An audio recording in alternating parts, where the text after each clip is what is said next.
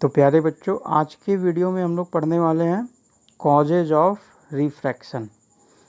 पिछली वीडियो में मैंने बताया था कि रिफ्रैक्शन फिनोमेना लाइट में होता है। उसमें आप लोगों ने देखा था कि लाइट बेंड हो जाती है। जब लाइट रेयर मीडियम से डेंसर मीडियम में मूव करती है तो नॉर्मल की तरफ बेंड हो जाती है, टुवर्ड्स नॉर्मल। और जब लाइट डेंसर से रेयर मीडियम में ट्रेवल करती है तो light away from normal bend हो जाती है। और आप लोगों ने एक तीसरा केस भी देखा था कि अगर लाइट जो है बिल्कुल नॉर्मल पे कोइंसाइड करके यानी perpendicular to the surface incident होती है तो उस केस में किसी भी प्रकार का बेंडिंग फिनोमेना नहीं होता है। तो आइए हम लोग आज समझते हैं कि कॉजेज ऑफ रिफ्रैक्शन यानी कि ये जो बेंडिंग हो रहा है ये क्यों हो रहा है, और फिर एक ऐसा केस भी क्यों है जिसमें बेंडिंग नहीं हो रहा है। वहाँ पे भी तो लाइट जो है एक मीडियम से दूसरे मीडियम में जा रही है, तो वहाँ पे बेंडिंग क्यों नहीं हो रहा है। और दो केसेस में बेंडिंग हो रहा है, तीसरे केस में बेंडिंग क्यों नहीं हो रहा है। ये सारे क्वेश्चंस का आंसर हम लोग इस वीडियो में हम लोगों को मिलने वाला है। तो वीडियो को ध्यान से देखिएगा। एक छोटा सा टॉपिक मैंने सिर्फ चूज किया है। आज की वीडियो में हम लोग सिर्फ कॉजेज ऑफ रिफ्रैक्शन की ही बात करने वाले हैं, और बहुत ही इंपॉर्टेंट टॉपिक है ये। मैं गारंटी के साथ 99% मैं कह सकता हूँ गारंटी के साथ कि जो भी बच्चे 10th पढ़ के 12th में चले जाते हैं, 11th में चले जाते हैं, उनसे अगर आप पूछेंगे तो ये टॉपिक नहीं बता पाएंगे। कॉजेज ऑफ रिफ्रैक्शन वो सब कुछ बता देंगे, वो रिफ्रैक्शन बता देंगे, वो सारे रिफ्रैक्शन के लॉज बता देंगे, लेंस के बारे में बता देंगे, लेकिन कॉज ऑफ रिफ्रैक्शन ये टॉपिक थोड़ा सा समझना कह सकते हैं कि टिपिकल होता है। वो 10th क्लास के लेवल पे बच्चे इस पर ध्यान नहीं देते हैं और समझने का प्रयास नहीं करते हैं, लेकिन मेरा जो है उम्मीद है कि आप लोग ज़रूर इसको समझने का प्रयास करेंगे और समझेंगे भी, क्योंकि कोई बहुत यहाँ पे कठिन वो नहीं है। थोड़ा सा प्रैक्टिकली भी सोचना होगा। तो मैंने एक एग्जांपल लिया हुआ है बच्चों, आप लोगों को दिख रहा होगा ये लाइट जो है फास्ट मीडियम मतलब यहाँ पे आप कह सकते हैं कि एक रेयरर मीडियम है और ये एक डेंसर मीडियम है। और मैं ये वीडियो स्टार्ट करने से पहले एक चीज़ और बता देना चाहता हूँ। जैसे अभी तक हम लोग जो भी स्टडी करते हैं तो हम लोग कहते हैं कि लाइट ये इस तरह से आ रही है और ये नॉर्मल है, यहाँ पे ये अगर एयर है, यहाँ पे ग्लास है, ग्लास मीडियम है, तो लाइट जो है इस तरह से बेंड हो जाती है, थोड़ा सा ये नॉर्मल की तरफ बेंड हो जाती है। तो ये हम लोग अभी तक पढ़ते आए हैं। बट एक्चुअल में बच्चों लाइट जो है वो एक सिंगल लाइन के फॉर्म में नहीं होती है। लाइट जो है आप लोग पढ़ेंगे 12th क्लास में पढ़ेंगे तो आप लोगों को पता चलेगा कि लाइट जो है हमेशा एक बीम के फॉर्म में होती है। जब आप लोग पढ़ेंगे इलेक्ट्रोमैग्नेटिक थ्योरम पढ़ेंगे तो वहाँ पे भी आप लोग देखेंगे कि लाइट जो है क्या होती है, एक बीम ऑफ, यानी कि ये पुंज के रूप में चलती है। यानी कि एक हमेशा जो है लाइट ढेर सारी रेज से मिल करके बनी होती है, सिंगल लाइट रे नहीं होती है। लाइट हमेशा combination of different light rays होती है, ढेर सारी रेज होती हैं। आपको ये चीज़ समझना होगा। जैसे इसीलिए मैंने ये एग्जांपल लिया हुआ, आपको यहाँ पे दिख रहा होगा ये लाइट रेज हैं, इनफाइनाइट लाइट रेज, ढेर सारी लाइट रेज, एक बंडल ऑफ लाइट। तो लाइट हमेशा एक बंडल के फॉर्म में चलती है, सिंगल फॉर्म में नहीं होती कि एक रे ऐसे लाइट की आ रही है, ऐसा नहीं। ऐसा हम लोग कह सकते हैं सुविधा के लिए, डायग्राम बनाने के लिए, थोड़ा सा इजी वे से उसको पेज पे बनाने के लिए हम लोग सिंगल लाइन बना देते हैं लाइट रे के लिए। But this is not in actual, ऐसा एक्चुअल में नहीं होता है। और बेंडिंग फिनोमेना को समझने के लिए आप लोगों को रियलिटी में जाना होगा। तो इसलिए मैं जो है लाइट रे की जगह पे मैंने एक जो है एक ये ढेर सारी लाइट का एक बीम बनाया हुआ है। यानी कि लाइट जो है हमेशा एक ग्रुप में होती है, सिंगल लाइट रे नहीं होती है। समझ पा रहे होंगे आप लोग। जैसे लाइट जो है हम लोग क्या करते हैं, लाइट एक लाइट रे दिखाना तो ऐसे दिखा देते हैं, एक लाइट रे आ रही। बट बच्चों लाइट जो है हमेशा क्या होती है, बंडल के फॉर्म में होती है, बंडल के फॉर्म में। तो उस बंडल के फॉर्म में जब आप लाइट को समझेंगे तो आप यहाँ पे थोड़ा सा समझ पाएंगे। तो अभी क्या हो रहा है, आपको ये पता है कि लाइट जब रेयर मीडियम से डेंसर मीडियम में जाती है, यानी कि एक कम डेंसिटी वाले इलाके से ज़्यादा डेंसिटी वाले इलाके में जब वो ट्रैवल करती है, तो जाहिर सी बात है भाई, आप ही हैं, अगर आप एक फ्री रोड पे मूव कर रहे हो और आपको एक ऐसा इलाका मिले, एक ऐसा चौराहा मिले जहाँ डेंसर है, यानी कि जहाँ पॉपुलेशन ज़्यादा है, जहाँ पे गाड़ियाँ ज़्यादा हैं, तो आपकी स्पीड ऑटोमेटिकली क्या हो जाएगी, स्लो डाउन हो जाएगी, आपकी स्पीड घट जाएगी। तो ऐसा लाइट के साथ भी होता है। लाइट जब एक रेयर मीडियम से एक डेंसर मीडियम में ट्रैवल करती है तो उसकी स्पीड जो होती है बच्चों, वो क्या होती है, स्लो डाउन हो जाती है। अब देखिए मैं इसको एक दूसरे डायग्राम से भी आपको बता रहा हूँ। तो देखिए ये मैंने एक दूसरा एग्जांपल लिया है। इसमें आप लाइट को समझिए, कार है, कार ट्रैवल हो रही है।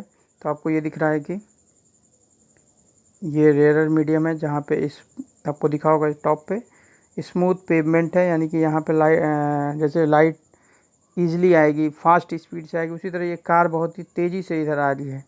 लेकिन जैसे ही वो मडी सरफेस का मतलब यहाँ पे जैसे मैंने एयर लिया था और वाटर लिया था या ग्लास लिया था, तो उसी तरह से आप कह सकते हैं कि ये रेयरर मीडियम है और एक डेंसर मीडियम है। कार एक रेयरर मीडियम से इंटर हो रही है एक डेंसर मीडियम में, जैसे लाइट रे इंटर हो रही थी एक रेयरर मीडियम से एक डेंसर मीडियम में। तो उसी तरह से यहाँ पे कार जो है आप देख रहे हैं स्मूथ पेवमेंट, यानी कि ऐसे रास्ते पे जिसमें तेज़ी से वो चल पा रही थी, स्मूथ रास्ते से एक मडी सरफेस पे इंटर हो रही है।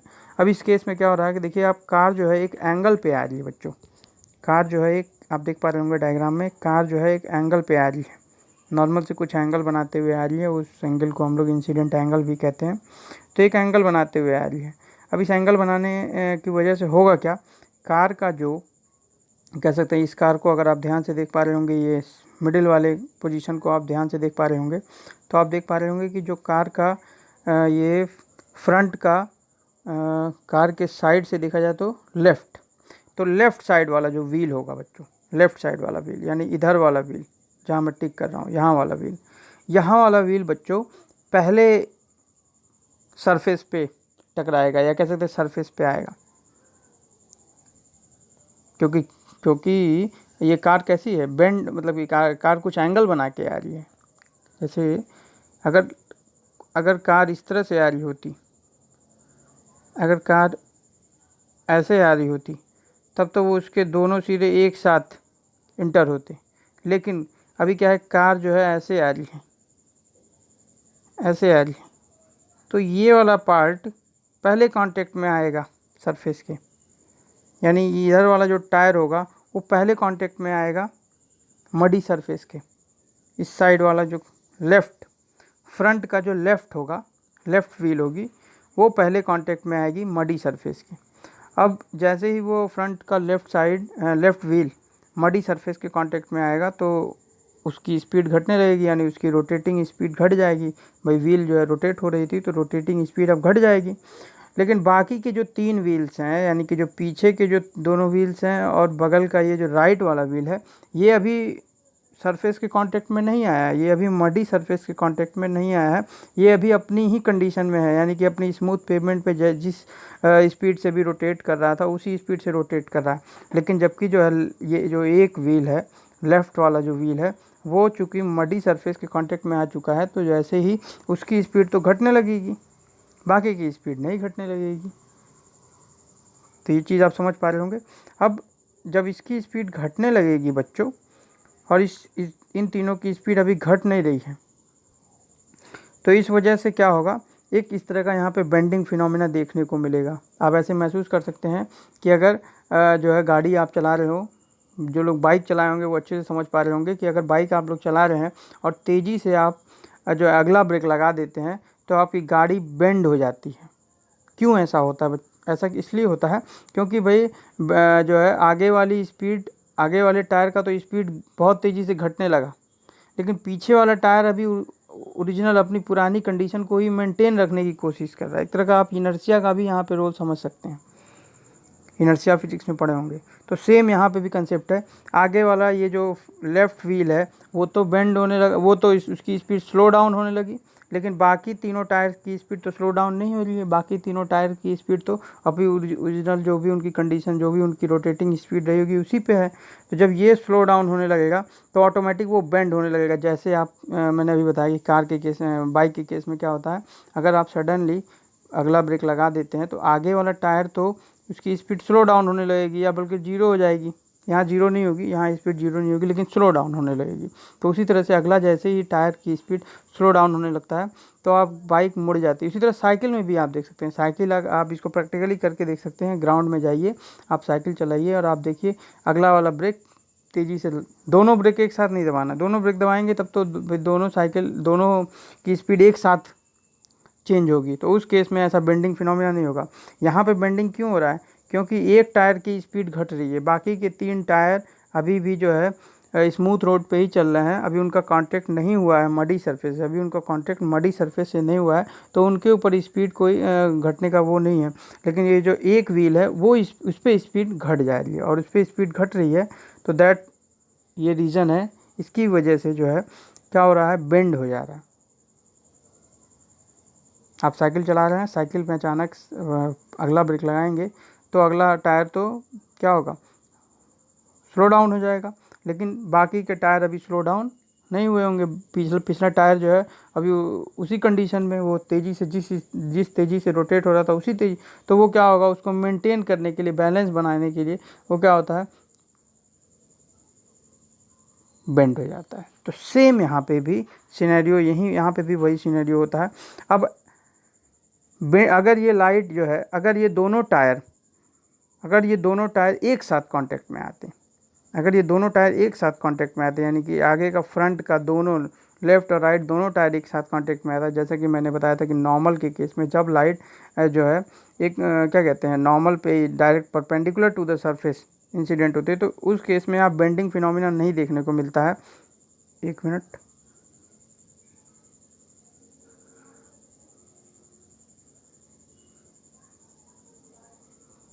उस केस में आप बेंडिंग फिनोमिना नहीं देखते हैं। क्यों? क्योंकि लाइट एक साथ, उसके दोनों व्हील्स, गाड़ी को अगर आप लेते हैं एग्जांपल फिर से, तो आप देख रहे हैं कि गाड़ी के दोनों जो हैं, दोनों व्हील्स एक साथ स्लो डाउन होंगे, तो दोनों जिस भी स्पीड से आगे बढ़े होंगे, अब थोड़ा सा स्लो स्पीड से इधर आगे की तरफ बढ़ेंगे, और इस वजह से यहाँ पे किसी भी तरह का बेंडिंग फिनोमिना नहीं होगा, वो आगे की तरफ इस तरह से मूव करते हुए चले जाएंगे। लेकिन अगर वो किसी एंगल पे आएंगे तो ये वाला टायर की स्पीड घटने लगेगी, लेकिन साइड वाले टायर की स्पीड नहीं घटेगी। और क्योंकि साइड वाले टायर की स्पीड नहीं घटेगी, तो उस केस में इसी तरह आप एग्जांपल ऐसे भी ले सकते हैं। एक सिंपल सा और मैं एग्जांपल यहाँ पर ले लेता हूँ, इसको आप प्रैक्टिकली करने वाली चीज़ है बच्चों, इसको प्रैक्टिकली करेंगे तो आप 5-6 फ्रेंड्स मिल करके, अभी तो नहीं, लॉकडाउन ख़त्म हो जाता है तो आप कॉजेज ऑफ रिफ्रैक्शन पे रिसर्च कर सकते हैं। करना क्या है कि आप लोग ग्रुप में हाथ पकड़ के 6-7 लड़के हाथ पकड़ करके, सपोज कर लीजिए एक लड़का है, ये दूसरा लड़का है, ये तीसरा लड़का है, ये चौथा लड़का है, इस तरह से ये 4 दोस्त लोग हाथ पकड़ के, एक दूसरे के हाथ पकड़ के एक सेम स्पीड से भागेंगे, और बालू वाला इलाका, जहाँ भी बालू वाला इलाका होगा,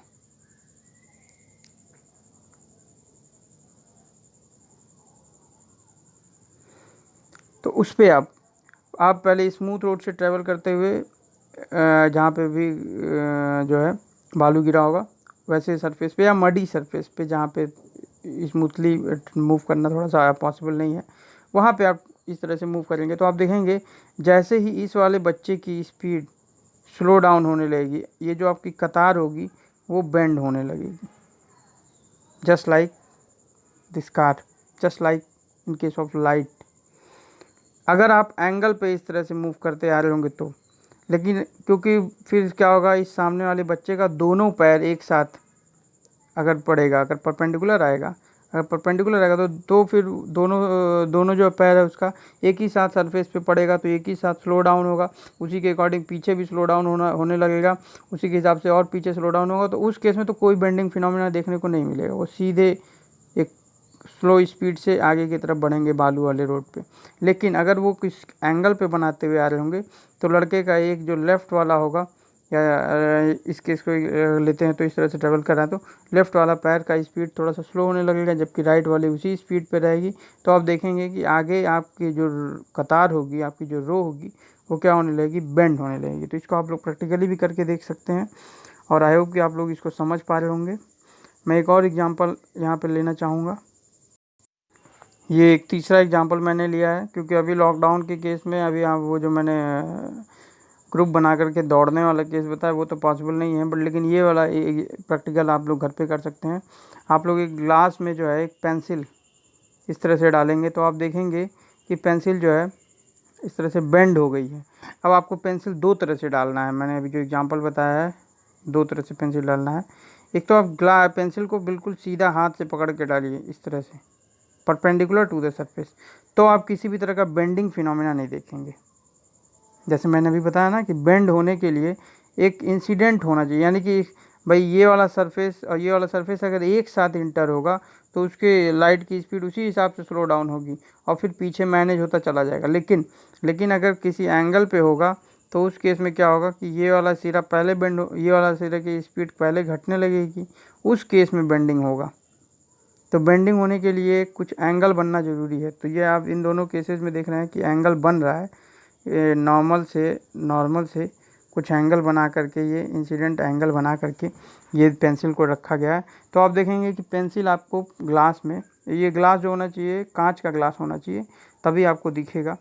तो ग्लास में जब आप पेंसिल को इस तरह से रख देंगे तो आप देखेंगे कि पेंसिल आपकी जैसे लगेगा पेंसिल के दो हिस्से हो गए, टूट गया है पेंसिल। एक्चुअल में ऐसा नहीं होगा, लेकिन पेंसिल बेंड होती हुई दिखाई देगी जैसा आपको डायग्राम में दिख रहा होगा। लेकिन जब आप पेंसिल को बिल्कुल सीधा परपेंडिकुलर रखेंगे, जैसे मैंने ये बताया, इसके लिए आपको हाथ से पकड़ना पड़ेगा। तो आप हाथ से जैसे इसको पकड़ के परपेंडिकुलर रखेंगे तो आप देखेंगे कि किसी भी प्रकार का बेंडिंग पेंसिल में देखने को नहीं मिलेगा, यानी किसी भी प्रकार का रिफ्लेक्शन देखने को नहीं मिलेगा। तो मैंने ये 3-4 एग्जांपल लेकर के आपको एक्सप्लेन करने का पूरा प्रयास किया है। आई होप कि आप लोगों को ये चीज़ें समझ में आई होंगी। किताब भी आप इसके लिए पढ़िए, प्रैक्टिकली इसको महसूस कीजिए। और देखिए साइंस जो है ये पूरा का पूरा जो है कंसेप्ट और प्रैक्टिकल बेस्ड है। ऐसा नहीं है कि मैं जो है कोई मंत्र बता दूंगा, तो ये आपको खुद चीज़ों को महसूस करना होगा। इस पे आप एक्सपेरिमेंट कीजिए जहाँ तक, और इजी वे में। मैं ऐसा नहीं कि मैं बता दूँ जिसमें लेबोरेटरी की ज़रूरत है, आप प्रैक्टिकली इसको करके देख सकते हैं। ये जो मैंने ये वाला प्रैक्टिकल बताया है ये तो आप घर बैठे अभी लॉकडाउन में कर सकते हैं। दूसरा जो मैंने बताया है वो ग्रुप बना के दौड़ने वाला, उसको आप जो है कर सकते हैं। साइकिल वाला आप सबसे बढ़िया है, साइकिल वाला भी आप कर सकते हैं। साइकिल को आप चलाते हुए जाइए और क्या कहते हैं, साइकिल से ज़्यादा नहीं पता चलेगा, कार पे ज़्यादा पता चलेगा, क्योंकि साइकिल में तो एक ही टायर होगा तो उतना ज़्यादा नहीं। लेकिन हाँ, अगर दौड़ते हुए आप लोग जाएंगे तो हाँ आपको लेफ़्ट राइट लेग्स के अलग अलग टाइम पे जो है सरफेस पे पड़ने की वजह से वहाँ पे आपको बेंडिंग फिनोमेना देखने को ज़रूर मिलेगा। तो वीडियो को ध्यान से देखिए, और इसका जो नेक्स्ट असाइनमेंट यही होने वाला है आप लोगों का। और कितने लोगों को समझ में आया ये बात, ग्रुप में ज़रूर कमेंट करेंगे कि कितने बच्चे कितना परसेंटेज जिन्होंने 100% इसको समझ लिया है, वो 100%, 99%, 98, 50, 30, 0% जो भी है, आप जितना परसेंट भी इसको गेन कर पाएंगे वो कमेंट आप ग्रुप में कल करेंगे।